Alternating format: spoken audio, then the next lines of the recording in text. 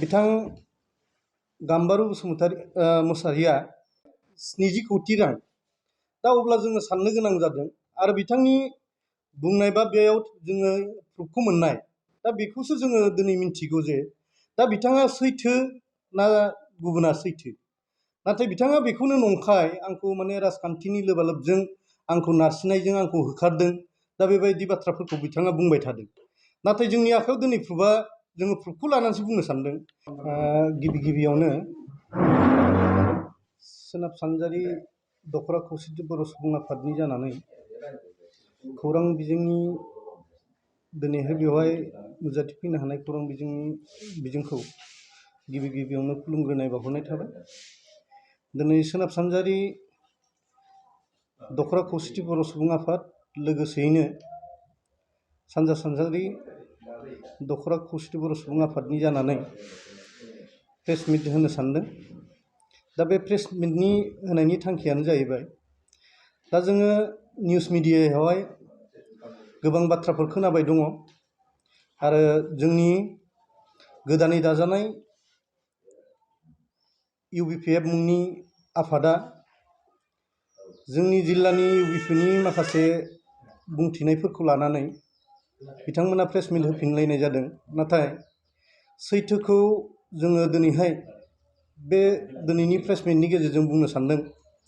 दा दिनै बिथां गाम्बारु मोसाहारिया दा बिथाङा मोनसे समाव गोदानै दाफुंजानाय BKWSCनि चेयारमेनमोन। नाथाय गावनि माखासे गोरोन्थिनि थाखाय बिथांखौ चेयारमेन पदनिफ्राय बोख्लायनाय जादों। दा बेनो जाहैबाय मा जोंनि आखायाव माखासे प्रुफफोर दङ जाय प्रुफखौ लानानैसो जोङो दिनै जोंनि प्रेस मिटखौ होनो सानदों। दा बेवहाय दा बिथाङा चेयारमेन हिसाबै जोंनि BKWSCनि माखासे रां अनसुंथाइ फैनायफोरनि अनगायैबो दा बेवहाय जोंनि BKWSCनि रां अनसुंथाइया 13 कौटि 50 लाखल' रां जायो। दा बेवहाय बिथाङा मोनसे हारियाननि स्टिल एन्टारप्राइजनि गेजेरजोंहाय बिथाङा 70 कौटि 49 लाख रांनि मोनसे अर्डार होनाय जोंनि आखायाव प्रुफ दङ। बेजों लोगोसेनो आरो मोनसेबाव दंबावो। दा बेयो जाहैबाय मा 70 कौटि रां दा अब्ला जोङो साननो गोनां जादों आरो बिथांनि बुंनाय बा बेयाव जोङो प्रुफखौ मोननाय दा बेखौसो जोङो दिनै मिन्थिगौ जे दा बिथाङा सैथो ना गुबुना सैथो नाथाय बिथाङा बेखौनो नंखाय आंखौ माने राजखान्थिनि लोबालोबजों आंखौ नारसिननायजों आंखौ होखारदों दा बेबायदि बाथ्राफोरखौ बिथाङा बुंबाय थादों। नाथाय जोंनि आखायाव दिनै प्रुफआ जोङो प्रुफखौ लानानैसो बुंनो सानदों।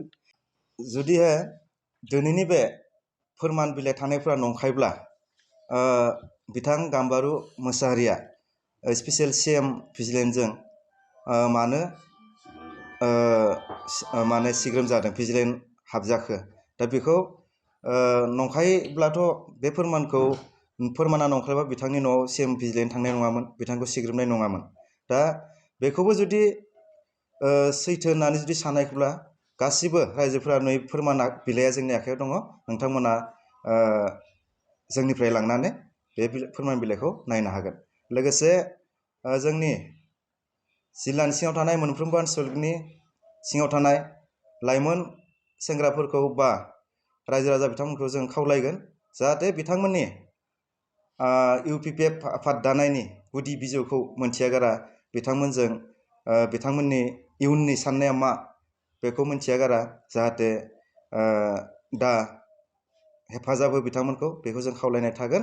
आरो माबा मोनसे मिथिनो गोनां जायोब्ला जोंखौ लोगो हमनानै जोंजों सावरायजागोन। आं बेखिनिखौ बुंनानै फोजोबनाय जाबाय।